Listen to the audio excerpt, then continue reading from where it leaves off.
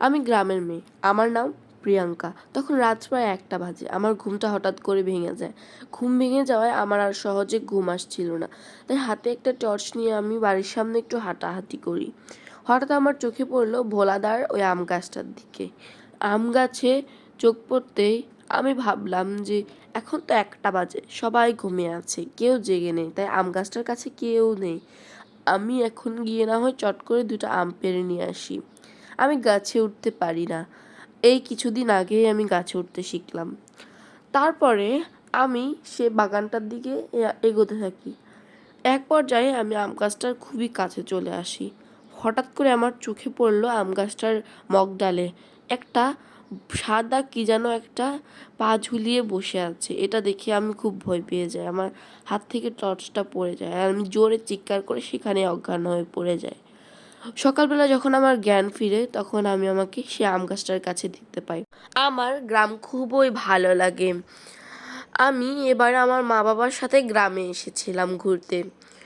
আমি আমার ফুফাতো বোন, চাচাতো বোন সবাইকে নিয়ে পুকুর পাড়ে হাঁটতে গিয়েছিলাম। সেখানে বসে বসে আমরা গল্প করতে করতে কখন যে সন্ধ্যা হয়ে যায় সেটা আমাদের আর খেয়াল হয় না। তখন হঠাৎ আমার চাচাতো বোন ফারিয়ার সেটা খেয়াল হয়। তখন সে আমাকে বলে যে আপু, সন্ধ্যা হয়ে গিয়েছে, চলো আমরা বাসায় চলে যাই। তখন আমি তাকে বলি আর কিছুক্ষণ থাকি, তোমরা একটু চুপ করে বসো। তখন আমার চাচাতো বোন ফারিয়া বলে আপু, তুমি জানো না এই গ্রামে অনেক ভূত আত্মা থাকে।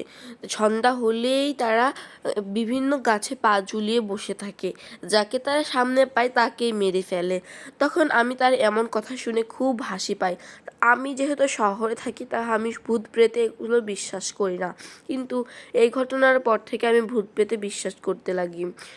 তখন আমি তাকে বলি যে এসব বিশ্বাস করো না, এসব সব মিথ্যে, ভূত প্রেত বলতে কিছুই হয় না। তখন আমার চোখ পড়লো বড় আম গাছটার দিকে। আম গাছে দেখতেই আমার শরীর যেন ঠান্ডা বরফ হয়ে যায়। আমি দেখতে পাই সেখানে কেউ একজন সাদা শাড়ি পরে পা ঝুলিয়ে বসে আছে। এটা দেখে আমরা সবাই খুবই ভয় পেয়ে যাই আর সেখান থেকে এক দৌড়ে চলে আসি। এটা আমি আমার পরিবারের কাউকে জানাই না। তারা যদি জানতে পারে তাহলে আমাকে খুবই বকা দিবে, আর আমি বললেই বা কী হবে, তারা কেউই বিশ্বাস করবে না। তাই আমি কাউকে জানাই না ঘটনাটা। সেদিনের পর থেকে আমি ভূত প্রেত আত্মায় বিশ্বাস করি। আর সেদিনের পর দিনই আমরা আমাদের ঢাকায় চলে আসি। আর এই যে পোশাকগুলো দেখতে পাচ্ছেন এগুলো কিন্তু আমরা আড়ং থেকে কালেক্ট করেছি। কালকে আমরা আড়ংয়ে গিয়েছিলাম, সেখানে প্রায় 30,000 টাকা শপিং করি। এই ড্রেসগুলো যেগুলো দেখতে পাচ্ছেন এগুলো কিন্তু আমরা সবগুলো ওয়ান পিস, এই জন্য এগুলো সালোয়ার তারপরে ওড়না এগুলো কিন্তু সব আলাদাই কালেক্ট করতে হয়েছে। তো ভালো থাকবেন সকলে। আজকে এই পর্যন্তই। আমার গল্পগুলো কেমন লাগলো তা অবশ্যই আমাকে কমেন্ট করে জানাবেন। আল্লাহ হাফেজ।